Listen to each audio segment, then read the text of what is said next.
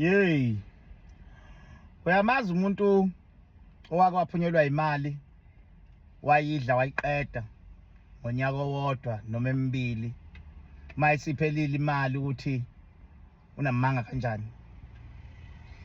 Banamanga bonke bezwa bethi ba-investile, bonke bezwa sethi hayi khona enye imali ezophuma.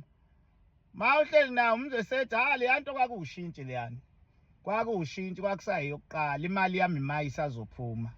Kodwa nje into engayenza ngathi imali yami abavele beyithathe bayibophe ebank. Uzwe sekhuluma le language yabantu abadala, athi mina yami imali ngiyibophile mayiphuma kumanje nje kunamabhunu engixoxisana nawo, ngifuna ukuthenga iplazi ngoba ngifuna ukungena kulento ye-farming, sengiplane kahle manje.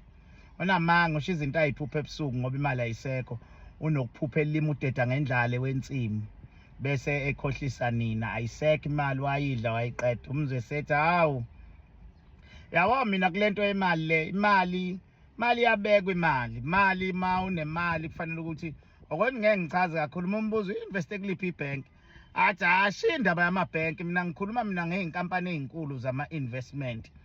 Yabo nje ngeke ngathintana avela abalela abantu abahlaziya imali kumaredo. Umzwe sethi kade exhumana nabo, ethi kade befonelene ebuza ngama-advice ngoba imali yakhe siseduze ukuthi iphume. Kulowo mzuzu unamanga, ayikho, akusekho ngisho isenti, wayidla wayiqeda. I-bank balance maye ngayoprint islip singaphuma no minus ku-balance, uyena osekweleta ibhenki.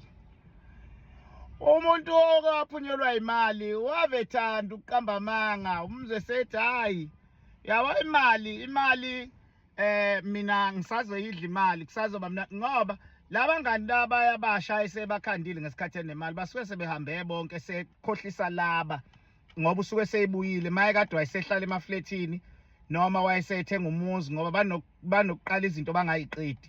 Anqenthe ngathenga ama-blocks anyusa indonga ingabusaba khona i-roof.